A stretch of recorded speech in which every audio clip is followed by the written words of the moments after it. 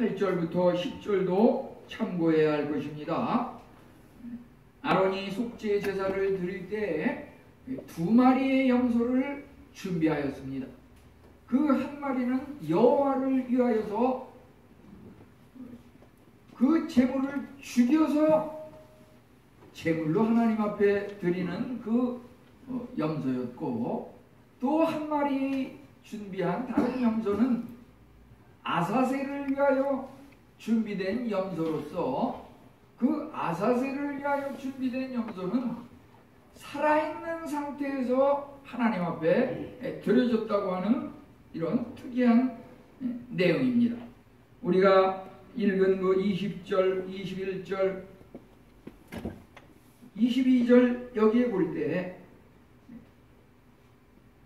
살아있는 염소를 드리되 아론은 그의 두 손으로 살아있는 염소의 머리에 안수하고, 우리가 하나님 앞에 동물을 제물로 드리면 일반적으로 그 동물을 죽여서 하나님 앞에 제물로 드리고, 또 그 피를 제사장이 제단에 뿌려서 제사를 드리고, 이런 것으로만 생각하고 있는데, 오늘 우리가 특별히 다루려고 하는 이 아사셀을 위하여 드리는 그 예물은 살아있는 상태에서 하나님 앞에 드린다고 하는 이런 특이점이 있기 때문에, 우리가 이 뭔가 좀 평범한 가운데 특이한 이런 사항들에 대해서는 이해가 좀 쉽지 않고 또 대충 넘어가기가 쉬운 그런 면도 있기 때문에, 오늘 이 시간을 통해서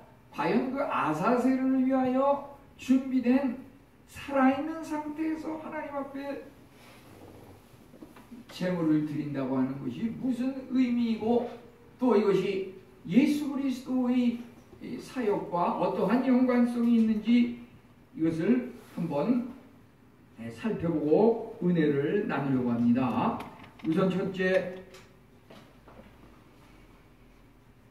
염소의 그 머리에 안수를 하였다고 하는 내용이 그 21절에 두 손으로 살아있는 염소의 그 머리에 이렇게 안수를 하였다고 하였습니다.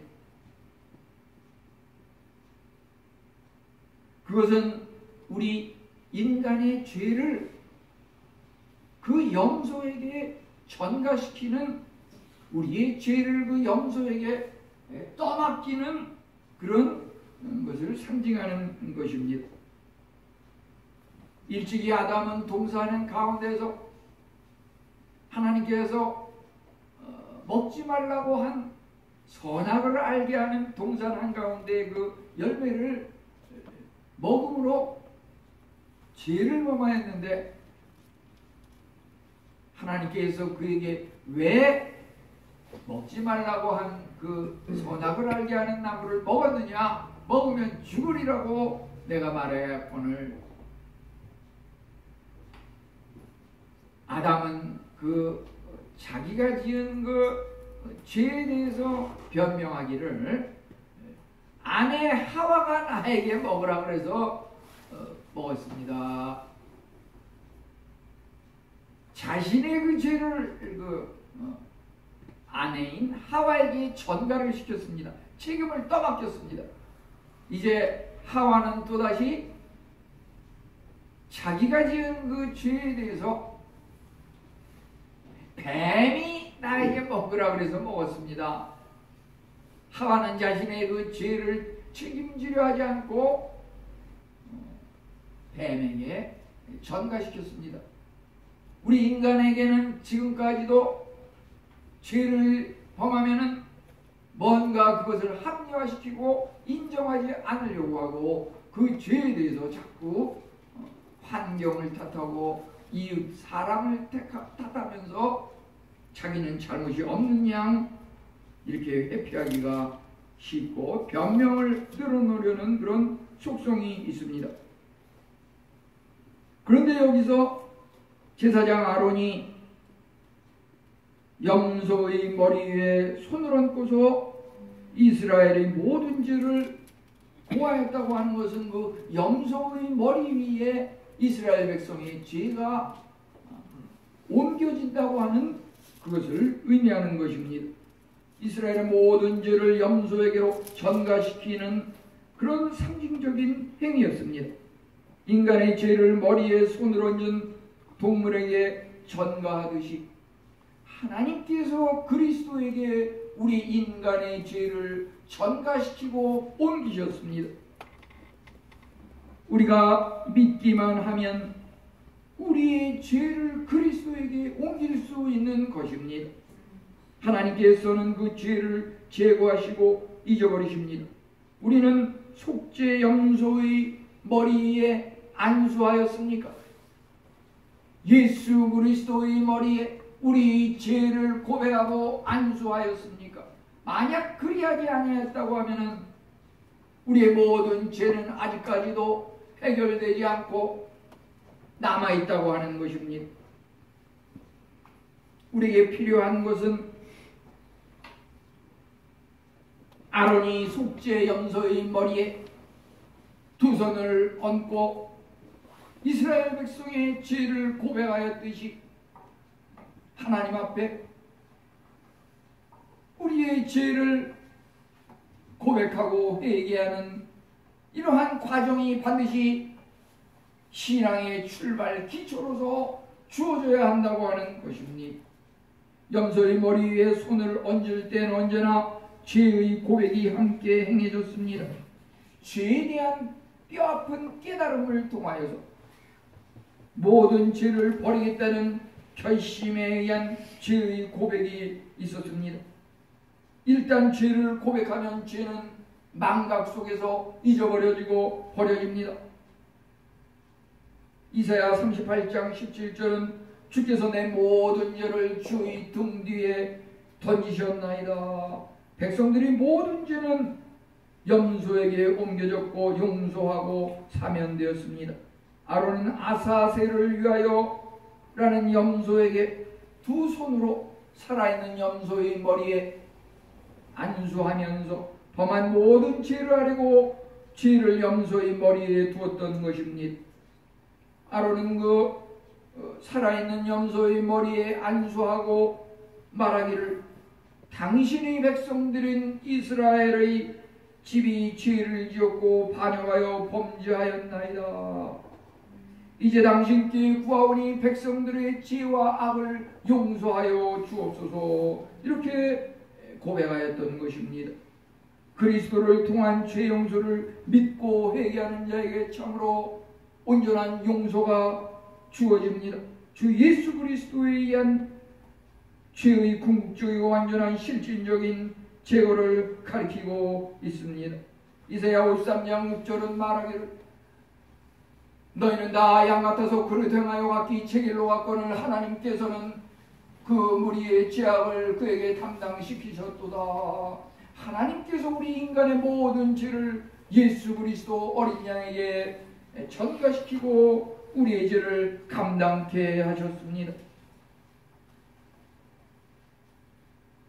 여호와 앞에 여호와를 위하여 드려지는 제물은 죽음을 통해서 죽은 염소를 하나님 앞에 제물로 드렸지만 아사셀을 위하여 드려지는 이 염소는 살아있는 상태에서 하나님 앞에 드려졌다고 하는 특이성이 있습니다. 아사셀이라고 하는 말은 자유롭게 놓아준다, 완전하고 철저한 제거, 이러한 의미를 지니고 있습니다.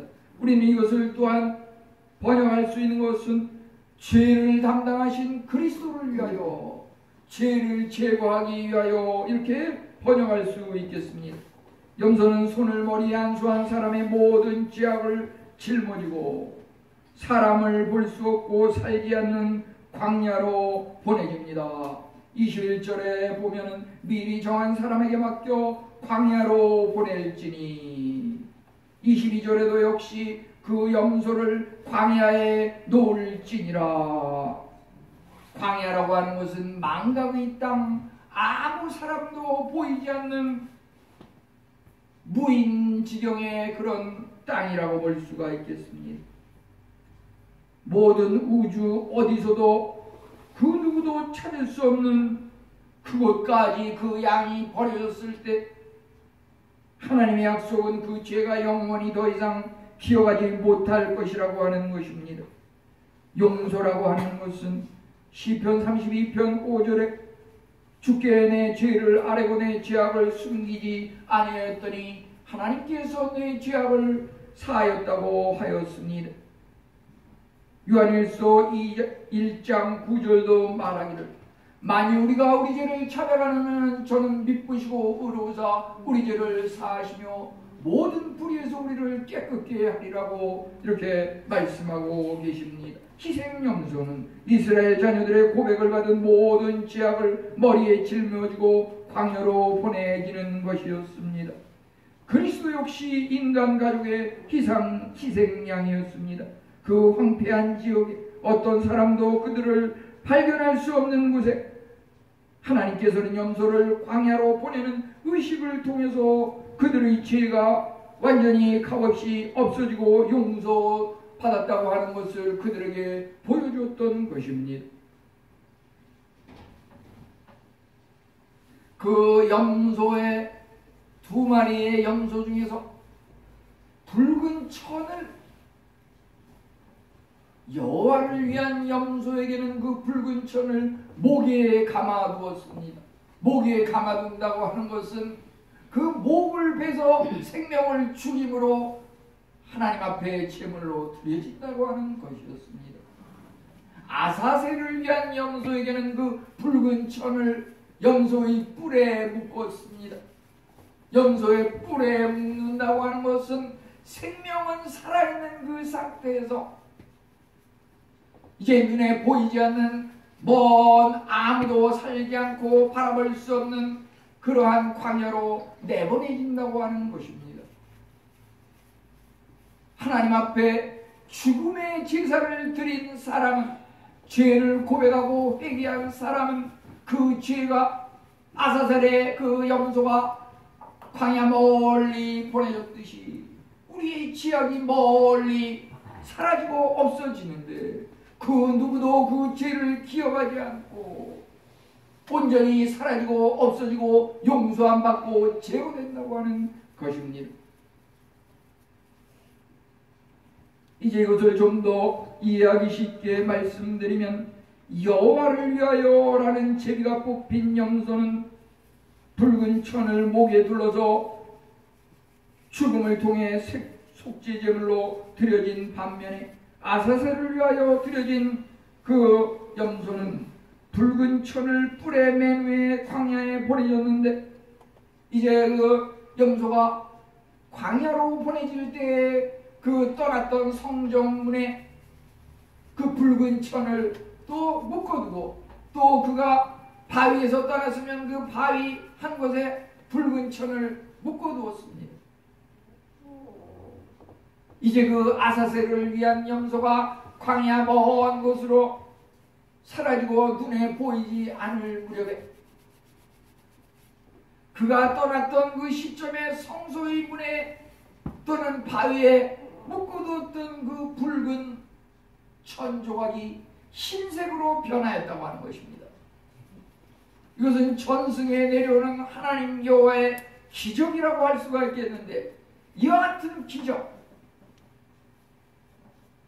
붉은 천 조각이 하얀색으로 변하는 기적, 이것이 예루살렘 성전이 무너지기 40년 전부터는 이러한 현상이, 이러한 기적이 일어나지 않았다고 하는 것입니다.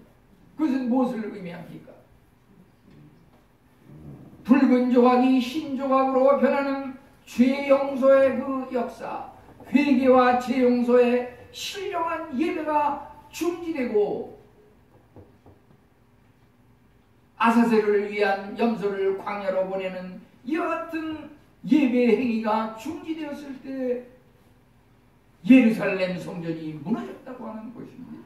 우리가 코로나19로 인하여서 예배가 소홀히 되고 사람의 마음이 냉담해지고 여러가지 하나님을 향한 우리의 방향이 흐리멍텅해졌을 때, 우리의 마음이 냉담해졌을 때 교회는 무너지고 우리의 신앙은 나태해지고 예루살렘 성전이 무너졌듯이 한국과 세계 모든 교회들은 문을 닫고 사라져버릴 수 있다고 하는 교훈을 우리는 여기서 얻을 수가 있겠습니다. 이 제사가 온전히 받아졌을 때 붉은 천이 휘어졌다고 하는 것, 이사야 1장 18절은 너희가 붉을지라도 눈같이 휘어질 것이요 이렇게 말하고 있습니다. 죄가 참으로 진홍같이 붉을지라도 양털같이 휘어지리라. 그 붉은색 천조각이 하나님의 이적의 역사로 시기에 변화하는 그 놀라운 역사, 우리의 모든 죄가 제거되고 용서 받는다고 하는 이러한 교훈을 오늘 말씀을 통해서 깨닫게 됩니다. 어떻게 죄가 완전히 제거됩니까? 이사야 44장 22절은 너희 허물을 빽빽한 구름같이 죄를 안개같이 없이 하였으니 너를 구속하였음이라. 악행을 사하고 다시는 죄를 기억하지 아니하리라. 예레미야 31장 4장과 14절은 내 마음의 악을 씻어버리라. 그리하면 구원을 얻으리라. 죄악의 짐은 광야로 보내진 염소에 의하여 멀리 옮겨지게 됩니다. 마태복음 11장 28절 말씀대로 수하고 묵은 짐진 자들아 다 내게로 오라. 내가 너희를 쉬게 하리라. 예수 그리스도께서 우리의 삶에 겪는 여러 가지 죄악과 무거운 짐들을 그분이 대신 짊어지시고 광야로 떠나 죽으시고 십자가 짊어지심으로 말미암아 우리의 모든 짐, 죄의 짐, 이 모든 것들이 용서 안 받고 사라졌다고 하는 것입니다.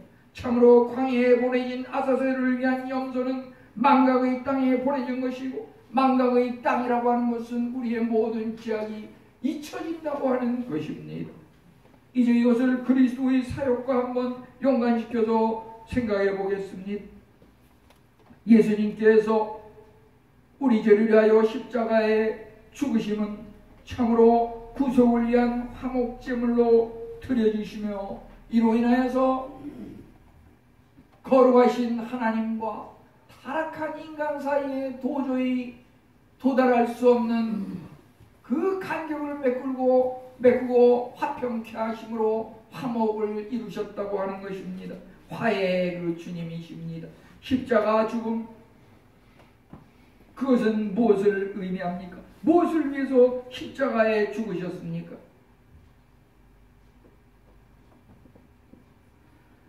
아론은 속죄 제물을 드릴 때 여호와를 위한 염소와 아사셀을 위한 염소, 이렇게 두 마리의 염소를 준비하였습니다. 여호와를 위한 염소는 죽음으로 드려진 제물이고, 아사셀을 위한 염소는 죽지 아니하지만은 산채로 드려지되 광야로 멀리 보내짐으로 죄가 용서 안 받고 기억되지 아니하리라고 하는 그것을 상징하고 있는 것입니다. 예수 그리스도의 그 두 가지 중요한 사역의 대표적인 것은 바로 여호와를 위한 죽음의 염소, 아사셀을 위한 살아서 드려지는 죄 용서의 염소. 이것은 다시 말하면 십자가 죽음과 죄 용서의 그 그리스도의 이중적인 대표적 사역을 말한다고 할 수가 있겠습니다. 그런데 여기서 아론이 염소를 준비할 때 여호와를 위한 염소를 먼저 준비하고 두 번째로 아사셀을 위한 염소를 준비하였다고 하는 것은 그 십자가의 죽음이라고 하는 것이 하나님의 영광을 위한 것이라고 하는 것입니다. 여호와를 위하여가 먼저라고 하는 것입니다. 아사셀을 위한 인간의 죄 용서는 두 번째라고 하는 것입니다. 우리는 십자가 죽음이 우리의 죄 용서를 위해서 죽었다고 하는 건 물론 당연하지요. 그런데 그 십자가의 죽으심, 인간의 죄 용서라고 하는 것조차 하나님의 영광을 위한 것이 예수 그리스도 그분의 사역의 가장 중요한 목적이었다고 하는 것입니다. 요한복음 13장 31절은 인자가 영광을 받았고 하나님도 인자로 말미암아 영광을 받았다고 하였습니다. 하나님의 일을 하면서 자칫 죽도록 충성하고 헌신하고 모든 시간과 물질과 몸을 투자하면서 하나님의 일을 헌신하고 봉사하고 내가 남보다 가장 하나님을 잘 섬기는데 이런 자부심을 가지고 하나님께 충성 봉사하지만은 그것이 과연 나의 어떤 욕망과 야욕을 위한 것인지, 어떤 나의 쓰라린 과거의 아픈 상처를 잊어버리기 위한 내 자신의 어떤 욕망의 만족을 위한 그런 하나님을 섬기는 충성 봉사인지 우리는 그것을 살펴보아야 하는 것입니다. 그 어떠한 하나님의 일에 충성과 봉사, 심지어 마음을 다하고 목숨을 다하고 생명을 다하고 죽기까지 하나님께 충성한다 하더라도 그것이 나의 욕망과 개인의 사리사욕을 위한 것이라고 하면, 나의 명예와 이웃 사람들로부터 칭찬을 받기 위한 것이라고 하면, 그것은 참으로 헛된 시간의 낭비요 하나님의 그 기뻐하시지 아니하는 그런 예배의 제사가 된다고 하는 것입니다. 정말 중요한 것은 아사셀을 위하여보다 여호와를 위하여가 첫째이고 하나님의 영광을 위한 것이 나의 어떤 영광과 교만을 나타내기 위한 것보다 앞서야 한다고 하는 것입니다. 아사셀 염소의 특별한 주제는 광야에 보내짐으로 사람을 죄로부터 분리하는 것입니다. 죄악은 사람의 몸을 죽이고 명철을 흐리게 하고 우리의 힘을 약화시키고 마귀의 종으로 삼게 되어 있습니다. 죄로부터의 구원이라고 하는 것은 영적인 것이고 영원한 구원입니다. 십자가와 함께 죄에서 해방되어 죄로부터 참 자유와 행복을 얻는다고 하는 것. 하나님을 사랑하는 자는 선을 이루는 것은 거룩함과 경건함에 이르는 인간의 최고의 기쁨과 행복이 주어진다고 하는 것입니다. 이제 예수님께서는 속죄를 위한 화목제물이 되셨습니다. 우리 신앙은 아론이 아사셀 염소의 머리에 손을 얹었듯이 그리스도의 머리에 손을 얹고 우리의 죄를 낱낱이 고백하고 회개하여야 할 것입니다. 고백이라고 하는 것은 우리의 죄를 하나님 앞에 고백하고 토해내는 것입니다. 회개라고 하는 것은 이제 고백한 죄를 바탕으로 해서 우리의 인생의 삶의 방향을 세상으로 향하지 않고 방향을 유턴 전환해서 하나님을 향해 가는 그 실천이 따르는 그 고백이 바로 회개인 것입니다. 회개와 고백, 그 차이점.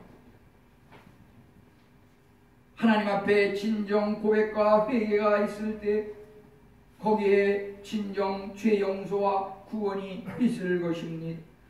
예수님은 참으로 삶과 공생의 고통과 죽음, 부활과 승천, 중보 모든 사역을 통해서 우리 인간의 구원과 속죄를 위하여서 드려졌던 것입니다. 그것이 바로 하나님의 사랑이고 우리가 하나님을 사랑한 것이 아니라 하나님이 우리를 먼저 사랑하셔서 요한일서 4장 10절은 죄를 속하기 위하여 화목제물로 그 아들을 보내셨다고 하였습니다. 하나님 아버지 우리에게 복주고 구원하기 위해서 독생자를 주셨습니다. 사랑은 율법의 순종을 요구합니다. 예수님께서 참으로 거룩한 하나님의 율법을 지키기 위해서 어떻게 행하셨습니까? 죽기까지 하나님께 순종하셨다고 하는 것입니다. 그것이 바로 신앙입니다. 죽기까지 순종하는 것. 하나님의 말씀에 대해서, 율법과 계명에 대해서 죽기까지 순종하는 것. 그럴 때 우리에게 죽으면 죽으리라 고백하고 하나님 앞에 기도로 나아간 에서처럼 우리에게 진정 우리 개인을 구원할 뿐만 아니라 우리 가족과 우리 민족과 세계를 구원할 수 있는 그러한 은혜가 주어지는 것입니다. 이제 마지막으로 하나님과의 화해에 대해서 말씀드리면요, 그리스도 안에서 세상과 화목하도록 하나님께서 우리에게 오늘 말씀을 주셨습니다. 예수 그리스도의 십자가와 죄 용서라고 하는 것은 하늘에 계신 하나님과 죄에 빠진 인간 사이에 벌어진 큰 그 간격을 연결시키고 화평케 하는 다리가 되셨고, 그것을 통하여서 예수 그리스도의 화목제물로 드려지시는 그 제사를 통해서 우리는 하나님과 화해를 이루게 되었습니다. 로마서 5장 8절은 말하기를 우리가 아직 죄인 됐을 때 그리스도께서 우리를 위하여 죽으심으로 우리에 대한 자기의 사랑을 확증하셨느니라. 하나님께서 참으로 우리가 죽었을 때, 죄로 인해서 이미 죽었을 때 우리를 살려주셨다고 하는 것입니다. 우리가 진심으로 하나님을 믿을 때 하나님과 화해하게 됩니다. 왜 우리의 삶 가운데 이웃과의 관계에서, 심지어 가족 간에, 친한 친구 간에 왜 그 사귐이 매끄럽지 못하고, 왜 거기에 갈등과 분파가 생기고 시기와 질투와 반목이 생깁니까? 그것은 바로 하나님과의 화해가 이루어지지 않았다고 하는 것입니다. 하나님과의 수직적인 그 화평의 관계가 회복이 될 때 이제 이웃과의 수평적인 화해는 자동적으로 이루어진다고 하는 것입니다. 거기에는 첫째, 여호와를 위한 염소, 그것은 십자가 죽음의 그 진리가 우리 안에 있어야 하겠고, 이제 아사셀을 위한 염소, 죄를 용서하고 제거하는 예수 그리스도의 그 화평케 하시는 은혜가 우리에게 임하여야 한다고 하는 것입니다. 예수 그리스도의 사역은 바로 십자가 죽음과 죄 용서일진데, 우리에게 이와 같은 은혜가 임하면 하나님과 화목하게 되고, 하나님과 이루어진 화해가 이웃과의 그 화해를 우리에게 준다고 하는 것입니다. 모든 것은 하나님과의 화해를 통해서 이루어지는데, 그것은 바로 이제 아론이 아사셀을 위한 염소에게 죄를 고하고 이제 모든 죄를 용서받은 그 은혜가 우리에게 임할 때 우리는 참으로 하나님과의 화목, 인간과의 화목, 내 가족 식구와의 화목, 이 모든 것들을 회복할 수 있을 것입니다. 우리의 믿음이 강할수록 하나님 사랑도 강해집니다. 하나님을 사랑하는 만큼 죄에서 멀어집니다. 하나님을 사랑하는 자는 모든 것이 완벽하여 선을 이루는 것입니다. 십자가의 구속은 유다 역사의 절정이었습니다. 이스라엘 유다의 역사의 출발은 그 태양이 처음으로 시내산에서 떠올랐습니다. 시내산에서 하나님께서 모세에게 십계명의 돌판을 주었고, 그것이 참으로 구약 율법의 시작이었다고 하면은, 그것은 참으로 이제 갈보리 언덕 예수 그리스도의 십자가 그 산상에서 완성이 되었다고 하는 것입니다. 시내산에서 출발한 예수 그리스도의 구속의 역사가 이제 갈보리 언덕에서 예수 그리스도의 십자가 죽음을 통해서 완성이 되었습니다. 예수 그리스도는 우리가 도저히 지킬 수 없는 율법을 지켰을 뿐만 아니라 완성하였습니다. 우리가 인간의 힘으로 그것을 지킬 수 없지만 예수 그리스도를 믿고 예수 그리스도의 은혜에 힘입으면, 십자가 죽음과 죄 용서의 은혜를 잊게 되면 우리가 율법을 지키고도 남음이 있을 수 있다고 하는 것입니다.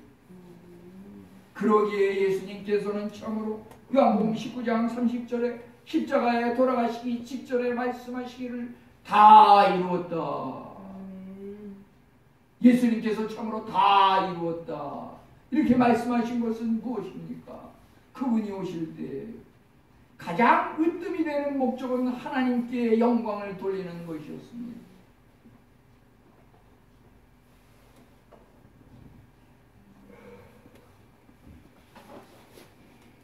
호랑이는 뼈를 남기고 인간은 이름을 남긴다는 말이 있던가요? 가죽을 남기고?